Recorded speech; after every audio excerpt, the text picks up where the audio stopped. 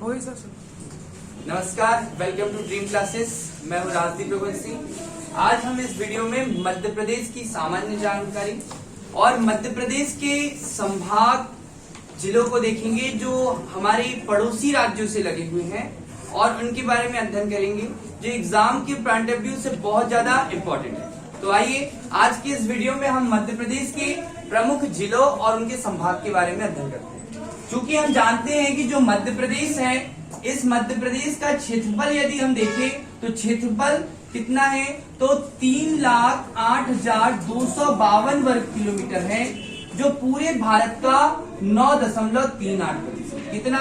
9.38%। इससे प्रश्न आना है कि इस आधार पर मध्य प्रदेश की स्थिति क्या है। तो इस आधार पर मध्य प्रदेश की स्थिति यानी कि मध्य प्रदेश भारत का दूसरा सबसे बड़ा राज्य है। कौन सा बड़ा राज्य है? दूसरा बड़ा। तो ये दूसरा सबसे बड़ा राज्य है, तो पहला सबसे बड़ा राज्य कौन सा होगा? तो पहला सबसे बड़ा राज्य आपका भारत का क्षेत्रफल की दृष्टि से राजस्थान। इससे पहले 1 नवंबर सन 2000 को मध्य प्रदेश का विभाजन हुआ। विभाजन से पहले मध्य प्रदेश भारत का सबसे बड़ा राज्य। तो यहां से एग्जाम में प्रश्न पूछे जाने हैं, आपको ध्यान रखना है। तो यहां मैंने आपको मध्य प्रदेश की स्थिति बताई। मध्य प्रदेश के उत्तर में उत्तर प्रदेश है, उत्तर पश्चिम में राजस्थान है, पश्चिम में आपका गुजरात, दक्षिण में महाराष्ट्र और पूर्व में आपका छत्तीसगढ़ राज्य स्थित। अर्थात पूरे मध्य प्रदेश से आसपास जो है मध्य प्रदेश की सीमा से लगने वाले राज्यों की संख्या है 5। यहां से एग्जाम में प्रश्न पूछा जाता है। एक प्रश्न ये भी होता है कि मध्य प्रदेश की जनसंख्या मतलब मध्य प्रदेश की सीमा पहले तो विभाजन से पहले जो मध्य प्रदेश था बेटा, ये मध्य प्रदेश विभाजन से पूर्व कितने राज्यों से लगता था? तो इसकी संख्या यदि आपसे कभी एग्जाम में पूछा जाए तो आपको ये ध्यान रखना है कि इसकी संख्या 7 है। कितनी है? 7। उत्तर में उत्तर प्रदेश, यहाँ पर राजस्थान, यहाँ गुजरात था, दक्षिण में महाराष्ट्र, यहाँ पर आंध्र प्रदेश, उड़ीसा और आपका बिहार। तो इस तरह से मध्य प्रदेश जब 1 नवंबर 2000 का विभाजन हुआ, या यूं कहूं कि 1 नवंबर 1956 से 1 नवंबर 2000 के मध्य प्रदेश के आसपास के राज्यों की संख्या, सीमा से लगने वाले राज्यों की संख्या 7 थी, जिनमें उत्तर में उत्तर प्रदेश, राजस्थान, उत्तर पश्चिम में गुजरात, दक्षिण में महाराष्ट्र, दक्षिण और पूर्व में आपका आंध्र प्रदेश, उड़ीसा पूर्व में, बिहार उत्तर पूर्व में लगती थी। तो यहां से एग्जाम में प्रश्न आना है, आपको ध्यान रखें। चलिए, तो आज हमारा जो टॉपिक है ये सामान्य जानकारी का है। इसी में अगर हम देखें तो इस मध्य प्रदेश का क्षेत्रफल भी कभी कभी पूछ लेते हैं। किसका? इस 1 नवंबर 2000 के पहले वाले मध्य प्रदेश का क्षेत्रफल कभी पूछ ले तो आपको ये डिजिट याद रखनी है, 4,43,446 वर्ग किलोमीटर। कितना बेटा? 4,43,446 वर्ग किलोमीटर इस मध्य प्रदेश का क्षेत्रफल था। कब? जब छत्तीसगढ़ इसमें शामिल था। तो एग्जाम में यहां से प्रश्न आने हैं, आपको ध्यान रखना है। चलिए अगला हम देखते हैं, इसी में इसके क्षेत्रफल से हुआ है संबंधित प्रश्न। अब इसकी उत्तर और दक्षिण और इसकी अक्षांशीय देशांतरी स्थिति को देखें। तो अक्षांशीय देशांतरी स्थिति को अगर हम देखते हैं तो क्या होता है कि आप सभी जानते हैं कि इस ग्लोब पर काल्पनिक रेखा, यदि हम ग्लोब पर क्षैतिज रेखा का लिखते हैं तो क्षैतिज रेखा बनाते हैं, उसको हम कहते हैं अक्षांश रेखा। और हम जब हॉरिजॉन्टल बनाते हैं यानी कि ऊर्ध्वाधर रेखा बनाते हैं, इसको कहते हैं हम देशांतर रेखा। इस देशांतर और आपकी अक्षांश रेखा के कारण ही हम यहाँ पर इसका अक्षांशीय और देशांतरी स्थिति का विस्तार देखेंगे। चूंकि हम सभी जानते हैं कि मध्य प्रदेश के मध्य से कौन सी रेखा गुजरती है, तो मध्य प्रदेश के मध्य से आप सभी जानते हैं कर्क रेखा गुजरती है। मध्य प्रदेश के मध्य से होकर कर्क रेखा गुजरती है और ये मध्य प्रदेश के 14 जिलों से गुजरती है। मध्य प्रदेश के 14 जिलों से और पूरे भारत के 8 राज्यों से गुजरती है। पूरे भारत के कितने राज्यों से? 8 राज्यों से।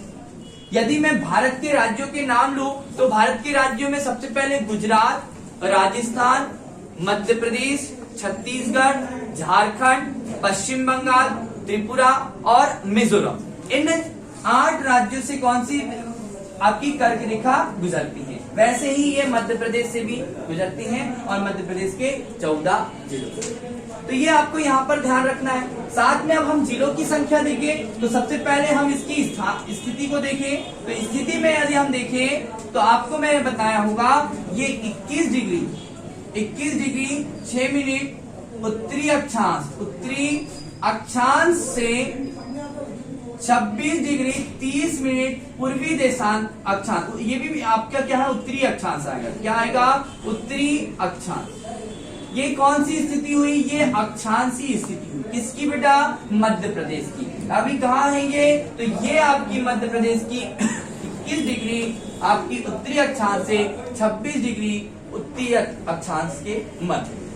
बीच से कौन सी रेखा जा रही है, कर्क रेखा। अब आपको ये चीज ध्यान रखना है कि जो आपका 26 डिग्री है, 26 डिग्री 30 मिनट उत्तरी अक्षांश से इसका एक बिंदु होगा जिसमें उत्तरी बिंदु होगा, और 21 डिग्री 6 मिनट है दक्षिण उत्तरी अक्षांश जिसका एक बिंदु होगा क्या, दक्षिणी बिंदु।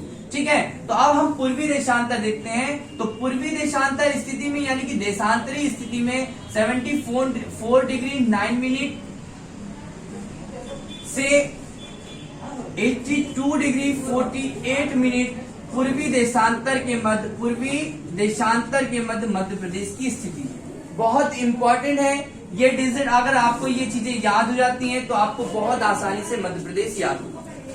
ठीक है, तो मध्य प्रदेश की इस चीजों में देखो तो 21 डिग्री 6 से 26 30 हो गई और 74 9 से आपकी 82 48। अब हम क्या करते हैं कि अब इन्हीं के आधार पर हम जिलों के बारे में अध्ययन करते हैं कि हमारे जिले कौन से, कितने जिले, इसको देख लो। जब 1 नवंबर, यहाँ पर छोटा सा शॉर्ट में आपको पुनर्गठन बता रहा हूं मैं कि 1 नवंबर सन 1956 को जब मध्य प्रदेश का गठन किया तब इसमें केवल 43 जिले थे, और जब 1 नवंबर 2000 को विभाजन किया तो विभाजन के उपरांत, विभाजन के समय 61 थे, लेकिन उसके उपरांत कितने, तो 45 जिले बचे थे। इन 45 जिलों में समय के हिसाब से समय जिला पुनर्गठन होते रहा। वर्ष 2003 में जिले 3 बनाए गए। उनमें हमने बता देते हैं हम आपको कि एक बुरहानपुर बनाया, एक शहडोल से अनूपपुर बनाया, ठीक है, और एक गुना से अशोकनगर बनाया। ऐसे ही वर्ष 2003 के बाद वर्ष 2008 में भी 2 जिले बनाए। एक है झाबुआ से अलीराजपुर और सिंगरौली से, मतलब सींधी से सिंगरौली। याद रखना है थोड़ा सा, सिंगरौली का निर्माण कहां से किया बेटा, सींधी से।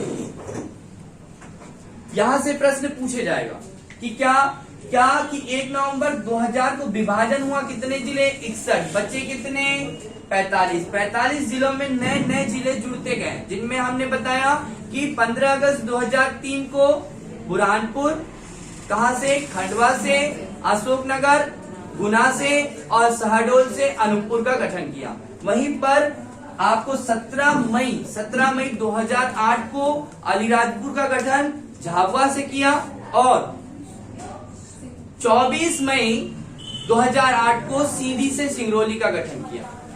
जिला गठन की पुनर्गठन की प्रोसेस चलती रही। वर्ष 2013 में 16 अगस्त वर्ष 2013 में आगर मालवा, यहाँ पर आएगा, आगर मालवा का गठन किया गया शाजापुर से। और वहीं पर यदि आप देखें तो 2018 में 1 अक्टूबर के लगभग में 2018 में आपका निवाड़ी नाम के जिले का भी नया गठन किया। तो इस तरह से हम टोटल यदि कहें तो टोटल 52 जिले हैं। कितने हैं बेटा, 52 जिले इस पूरे मध्य प्रदेश में हैं। और 10 कितने हैं, संभाग हैं। कितने संभाग, तो 10 संभाग। तो इनका हम अध्ययन करते हैं और संभागों को हम देखते हैं, प्रयास करेंगे कि आपको समझ में आए। ठीक है, मध्य प्रदेश के यदि हम इन जिलों के बारे में बात करें तो सबसे पहले आप सभी जानते हैं कि कर्क रेखा तो बीचों बीच से गुजरती है, मध्य प्रदेश को 2 भागों में बांटती है। तो आइए हम मध्य प्रदेश के पूरे 52 जिलों का अध्ययन करते हैं, 10 संभाग का, और जो नवगठित जिले जो प्रस्तावित है उनके बारे में भी चर्चा करेंगे। ठीक है, तो देखिए कि हमारा जो मध्य प्रदेश है इसकी राजधानी सबसे पहले हमें याद रखना है, तो हमारी राजधानी जो है भोपाल।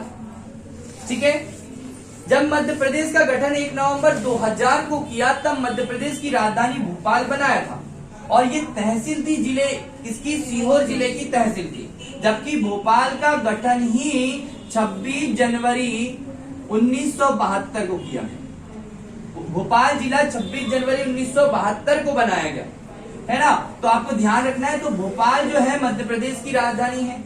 इस भोपाल के उत्तर दिशा में चले तो उत्तर दिशा में यहाँ पर मुरैना है, और अगर मैं दक्षिण दिशा में चलूं तो यहाँ पर क्या है, बुरहानपुर है।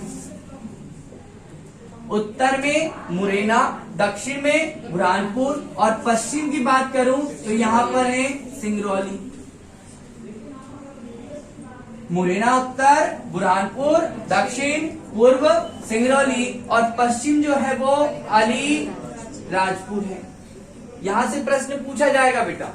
प्रश्न क्या होगा कि मध्य प्रदेश का उत्तरी जिला कौन सा है, मध्य प्रदेश का दक्षिणी, पूर्वी, पश्चिमी, यहाँ से प्रश्न तय है, आने हैं, आपको ध्यान रखना है। ठीक है, तो क्या कि अभी हम देख रहे हैं, क्यों देख रहे हैं, देखिए हम सबसे पहले अक्षांशीय और देशांतरीय स्थिति को देख रहे हैं। अक्षांशीय और देशांतरीय स्थिति में, अक्षांशीय स्थिति में जो उत्तर में है वो 26 डिग्री 30 मिनट, क्या नाम है उसका, मुरैना, और नीचे जो बुरहानपुर है जिसे दक्षिण का प्रवेश द्वार कहा जाता है। ठीक है, बुरहानपुर की 2 विशेषता याद रखना है, एक तो इसे दक्षिण का प्रवेश द्वार कहा जाता है, और दूसरा 1601 में अंतिम अभियान अकबर ने 1601 में अंतिम अभियान में बुरहानपुर को जीता था, मतलब आसिरगढ़ के किले को जीता था, ये भी याद रखना। तो बुरहानपुर हमारा दक्षिण में स्थित।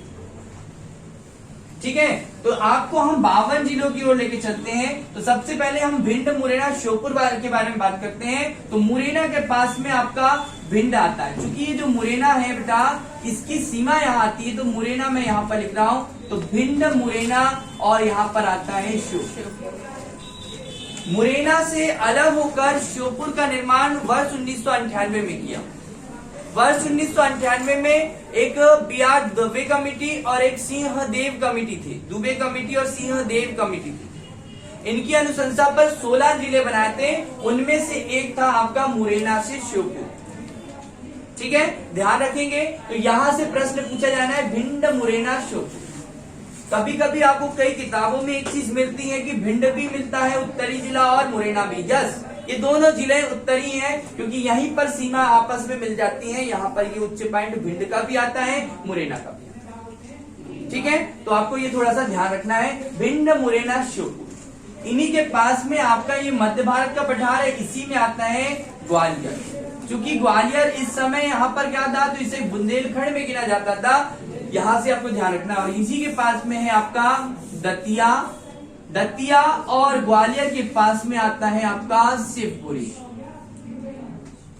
तो अगर हम देखते चले तो सबसे पहले एक चीज देखिए कि श्योपुर, मुरैना, भिंड से क्या होती है बेटा, कि जो जाना पाव की पहाड़ी है, यहाँ पर जाना पाव की पहाड़ी, इस जाना पाव की पहाड़ी से चंबल नदी निकलती है, और श्योपुर, मुरैना होते हुए इटावा के निकट किसमें मिलती है, यमुना में मिल जाती है।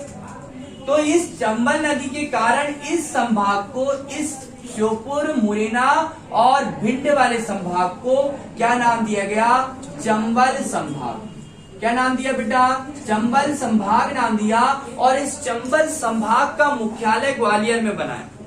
कहाँ बनाया, ग्वालियर। एक बार प्रश्न आता है और कई बार प्रश्न आएगा कि क्या कि किस संभाग का मुख्यालय उसी संभाग में ना होकर कोई दूसरी अन्य स्थान पर है, तो हाँ है, किसका, चंबल संभाग। तो आपको ये ध्यान रखना है कि चंबल नदी के बहाव के कारण इस संभाग को क्या कह रहे हैं, चंबल संभाग कहते हैं। आपको ये ध्यान रखना है, यहां से प्रश्न पूछा जाएगा। और अगला जो आ रहा है, इसका संभाग का मुख्यालय कहाँ है, तो चंबल संभाग का मुख्यालय ग्वालियर में। ठीक है, आपको यहां से बन जाएगा। तो ग्वालियर, दतिया, शिवपुरी, इसके बाद में आता है आपका यहां पर है बेटा गुना और यहीं पर है अशोक नगर। ठीक है, ध्यान देना है, ग्वालियर, दतिया, शिवपुरी, गुना और अशोक नगर। इसको यदि हम कहें तो इसको एक बॉक्स में कर देते हैं ये। और ये जो अशोक नगर है और आपका क्या कह रहे हैं गुना, अशोक नगर। तो यहां पर एक प्रश्न था अशोक नगर, ये अशोक नगर कब बना बेटा? तो अशोक नगर भी आपको बताया कि वर्ष 2003 में गुना से हटाकर आपको इसे अशोक नगर का निर्माण किया गया। प्रश्न यहां से आना है, राज्य जिला पुनर्गठन से प्रश्न तय पूछे ही जाते हैं। ठीक है, तो अगर मैं कहूं इसको तो ग्वालियर, दतिया, शिवपुरी, गुना और अशोक नगर जो है ये एक संभाग है। इस संभाग का नाम है ग्वालियर। कौन सा संभाग है ये? ग्वालियर संभाग है। यहां से प्रश्न ग्वालियर संभाग, यहां से प्रश्न पूछा है। ठीक है, आगे बढ़ते हैं कि जो भोपाल है, इस भोपाल को देखिए, भोपाल के पास में ही आपका राजगढ़ है। ये राजगढ़ जो मैंने आपको बताया होगा कि ये एक आपका रेगिस्तानी जिला बनते जा रहा है। राजगढ़ रियासत हुआ करती थी, ये मालवा के पठार में आता है। तो राजगढ़ के पास में यहाँ पर आपको सीहोर देखने को मिलता है। सीहोर, राजगढ़, सीहोर, भोपाल, यहाँ पर आपका विदिशा और यहाँ पर आपका रायसेन। क्या है बेटा कि राजगढ़, सीहोर, भोपाल, विदिशा और रायसेन, अगर हम इन चारों पांचों को मिलाएं तो एक संभाग बनता है। इस संभाग का नाम अगर हम कहें तो इस संभाग का नाम भोपाल। कौन सा संभाग है? भोपाल। यानी कि 3 संभाग, एक चंबल संभाग, ग्वालियर संभाग और एक है भोपाल संभाग। ठीक है, कुछ ही 2 संभाग है जिनका नाम उन संभाग के नाम के आधार पर, यानी कि वहां के जिलों के आधार पर नहीं रखा सॉरी, किसी दूसरे के आधार पर रखा है। चलिए, उत्तर से लेकर नीचे दक्षिण में जा रहे हैं। तो आप सभी जानते हैं कि अखंड भारत का बिंदु भी कहा जाता था वैशाली को, अखंड भारत का बिंदु, जो आपके बैतूल में आता है। तो बैतूल आप जानते हो, क्योंकि हम जहां रहते हैं उसका नाम है होशंगाबाद। और होशंगाबाद से वर्ष 1998 में होशंगाबाद से अलग कोई हुआ है तो वो हुआ आपका हरदा। तो हरदा, होशंगाबाद, बैतूल, इन तीनों जिलों को मिलाएंगे तो एक संभाग बनेगा और उस संभाग का नाम है, आप सभी जानते हैं, उस संभाग का नाम है नर्मदापुरम। बेटा पहले ये क्या था कि जो नर्मदापुरम संभाग है, ये नर्मदापुरम संभाग वर्ष 2008 में इसका नामकरण किया। पहले ये होशंगाबाद संभाग के नाम से ही जाना जाता था, पर वर्ष 2008 में इसका नामकरण नर्मदापुरम कर दिया गया। ठीक है, बन जाएगा आप लोगों को। तो याद रखना, यहां से एग्जाम में प्रश्न पूछा जाता है। ठीक है, तो हरदा, होशंगाबाद और बैतूल, ये 3 जिले जो है ये नर्मदापुरम संभाग में आते हैं। तो उत्तर में चंबल, फिर आपका ग्वालियर, भोपाल और होशंगाबाद, मतलब माने नर्मदापुरम संभाग। अब हम अगर पश्चिम दिशा में जाते हैं तो पश्चिम दिशा में हम देखते हैं कि सबसे बड़ा अगर कोई जिला हम देखते हैं तो वो हम देखते हैं इंदौर को। और इस इंदौर संभाग को यदि मैं देखूं, बताऊं तो आपको ऑलरेडी पता है कि पश्चिम में आपका अलीराजपुर है और ये अलीराजपुर किसी से मिलकर बना है, अलग होकर बना है, तो ये बना है झाबुआ से। और आप सभी जानते हैं कि मध्य प्रदेश की ऐतिहासिक नगरी मांडू के बारे में, यानी कि आपको धार के बारे में पढ़ा है। तो इसी इंदौर के पास में आपको क्या मिलता है? धार। तो आपको बहुत अच्छे से याद रखना है कि इंदौर, धार, झाबुआ और अलीराजपुर। इंदौर, धार, झाबुआ और अलीराजपुर, ये जब 4 जिले हैं तो क्या आपको ये भी पता है कि एक निमाड़ है यहाँ पर? क्या है बेटा? निमाड़ है। और इस निमाड़ को 2 भागों में यदि करते हैं तो यहाँ पर पूर्वी निमाड़ आता है और यहाँ पर पश्चिमी निमाड़ आता है। और इस पश्चिमी निमाड़ को हम खरगोन कहते हैं और इस पूर्वी निमाड़ को हम खंडवा कहते हैं। तो इस पश्चिमी निमाड़ के खरगोन से वर्ष 1998 में बड़वानी नाम का एक जिला बना। क्या बना बेटा? बड़वानी नाम। बड़वानी नाम का जिला कहाँ बना, किससे अलग हुआ, तो खरगोन से, मतलब पश्चिमी निमाड़ से अलग हुआ। जो खंडवा खरगोन है ये सुनहरे दिए सफेद जिले कहलाते हैं, क्योंकि यहाँ पर क्या है बेटा, यहाँ पर कपास का उत्पादन सर्वाधिक होता है। ठीक है, तो आपको ये ध्यान रखना है कि इस तरफ कौन से आएंगे, तो निमाड़ से, निमाड़ को दो भागों में बांटा, एक पश्चिमी निमाड़ और एक पूर्वी निमाड़। तो पूर्वी निमाड़ माने खंडवा और पश्चिमी निमाड़ माने खरगोन। इस पश्चिमी निमाड़ से वर्ष 1998 में क्या किया गया, बड़वानी को अलग कर दिया गया। और 2003 में मैंने बताया 15 अगस्त 2003 को बुरहानपुर को खंडवा से अलग कर दिया गया। तो इस तरह से यदि अपन यहाँ पर देखें तो यहाँ पर एक इंपॉर्टेंट आ जाएंगे, एक आएगा बड़वानी, एक आएगा खरगोन और यहां पर आएगा बुरहानपुर और यहां पर आ जाएगा खंडवा। ठीक है, ओके, खंडवा खरगोन से बड़वानी और खंडवा से बुरहानपुर। और ये संभाग को यदि हम कहें तो ये संभाग जो है आपका कौन सा संभाग है, इंदौर। तो बहुत ध्यान से याद रखना है कि इंदौर संभाग जो है आपका कहां पर है, इंदौर संभाग में कौन कौन आ रहे हैं, धार आ रहे हैं, झाबुआ, अलीराजपुर, ये चार को एक साथ याद रखो, बड़वानी, खरगोन, बुरहानपुर, खंडवा, इनको एक साथ याद रखो। तो ये आपका संभाग हो गया कौन सा, इंदौर। अब जस्ट हम इंदौर के ऊपर चलते हैं तो आप सभी जानते हैं कि कर्क रेखा जब 21 जून को, कितने जून को बेटा, 21 जून को कर्क रेखा, बहुत ध्यान से याद रखना, कर्क रेखा 21 जून को पर 21 जून को सूर्य जो होते हैं कर्क रेखा पर लंबवत होते हैं, 90 डिग्री का कोण बनाता है, कौन, सूर्य। कहां पर, कर्क रेखा पर। ये कौन सा स्थान है, तो ये उज्जैन नाम, उज्जैन महाकाल की नगरी, मंगलनाथ भूमि, मतलब मंगलनाथ यहाँ पर है, यहाँ पर इसे पृथ्वी का केंद्र बिंदु माना गया है।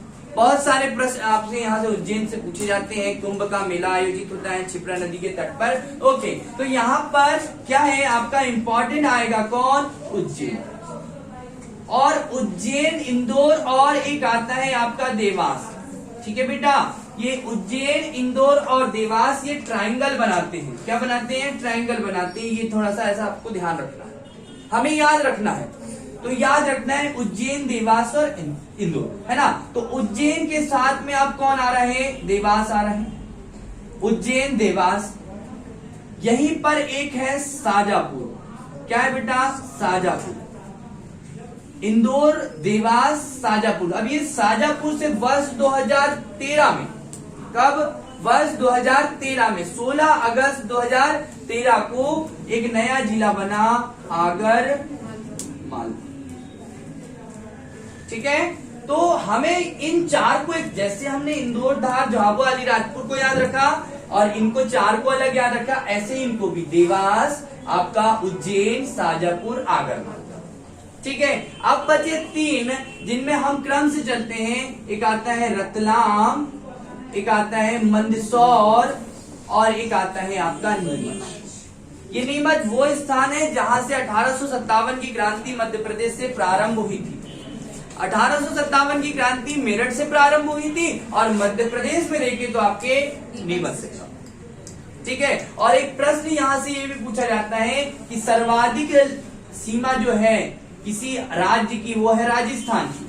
किससे लगती है, नीमच से लगती है। ऐसे सभी राज्यों जिलों से लगती होगी, लेकिन नीमच की जो सीमा है राजस्थान की, जो के साथ जो है सर्वाधिक सीमा शेयर करता है, कौन, नीमच, पूरे के पूरे राज्य हमारे जिलों से। ठीक है, तो ये आपको थोड़ा सा ध्यान रखना है। कोई नहीं, आपको बन जाएगा उज्जैन। उज्जैन क्या, तो उज्जैन आपका संभाग है जिसमें आपका नीमच, मंदसौर, रतलाम, आगर मालवा, शाजापुर, देवास और उज्जैन आता है। तो यहां से प्रश्न आते हैं। तो देखिए आप कि मैंने आपको पश्चिम में स्थित, मध्य प्रदेश के पश्चिम में स्थित जिले और उन्हीं से संबंधित संभाग को बता दिया, उत्तर और आपका उज्जैन और इंदौर। अब हमारे पास एक पूर्वी भाग दिखते हैं। पूर्वी भाग में स्थित अगर हम संभाग को देखें तो आइए देखते हैं क्या हो रहा है यहाँ पर। आप सभी जानते हैं कि आपकी 4 बड़े महानगर है, 4-5 बड़े महानगर, जिनमें एक ग्वालियर है, आपका भोपाल है, इंदौर, उज्जैन और एक जबलपुर। तो अब आता है हमारा जबलपुर। जबाली ऋषि के तपोभूमि के कारण इसका नाम जबलपुर पड़ा, ठीक है। और यहाँ पर साक्षरता दर भी है, यहाँ पर ज्ञानी भी है, पढ़ने में भी बहुत अच्छा है, बहुत अच्छा है। हमारी सांस्कृतिक राजधानी जबलपुर है और मध्य प्रदेश का हाईकोर्ट जो है वो जबलपुर को में है, ठीक है, याद रखना। इसकी खंडपीठ एक ग्वालियर में है और एक इंदौर में है और भोपाल में प्रस्तावित है, ठीक है। तो जबलपुर, तो जबलपुर में क्या आएगा बेटा, तो जबलपुर के पास में है कटनी और जबलपुर होशंगाबाद के बीच में आता है नरसिंहपुर। क्या आता है बेटा, नरसिंहपुर। तो इसको बहुत ध्यान से समझना कि ये कटनी, जबलपुर, नरसिंहपुर, यहाँ पर आता है मंडला और यहीं पर आता है आपका डिंडोरी। नरसिंहपुर, जबलपुर, कटनी, मंडला और डिंडोरी। लेकिन यहाँ पर हमें सबसे ज्यादा इंपॉर्टेंट है छिंदवाड़ा। और ये जो छिंदवाड़ा है, ये छिंदवाड़ा आप पूछ रहे थे सूरज, छिंदवाड़ा क्या, तो छिंदवाड़ा जो है ये क्षेत्रफल की दृष्टि से सबसे बड़ा है। तो छिंदवाड़ा, सिवनी, और यहाँ पर पक्षी की स्थिति पक्षी के जैसा है, बालाघाट।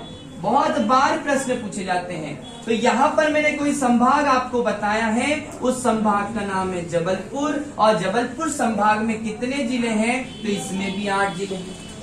कटनी, जबलपुर, नरसिंहपुर, मंडला, डिंडोरी, सिवनी, छिंदवाड़ा और बालाघाट, ये जबलपुर संभाग में आता है। तो ये जबलपुर संभाग की हम सीमा बना देते हैं कुछ इस तरह से, ठीक है। ये जबलपुर संभाग, अभी हम आपको बताएंगे कि कौन सा संभाग बड़ा है, कौन सा संभाग छोटा है, ठीक है। आइए अगला जो हमारा इंपॉर्टेंट संभाग है, उस संभाग को हम देखते हैं। उस संभाग का नाम आप जानते हैं कि मध्य प्रदेश के पूर्व में स्थित संभाग, मध्य प्रदेश के पूर्व में स्थित संभाग जो आपको बघेलखंड का पठार कहलाता है, वही यहाँ पर आएगा बेटा। एक है शहडोल संभाग। शहडोल के अंदर आता है शहडोल, उमरिया, और एक आता है यहाँ पर अनूपपुर। बेटा ध्यान रखना है, ये अनूपपुर। और इसको समझे हम कैसे कि जो आपका अनूपपुर है, ये अनूपपुर का गठन कब किया, तो पहली बात की अनूपपुर जब मैंने बताया था 2003 में, अनूपपुर, अशोकनगर और बुरहानपुर। अनूपपुर, अशोकनगर और बुरहानपुर नाम के 3 जिले बनाए, तो ये भी शहडोल से अलग होकर बनाए। और उमरिया,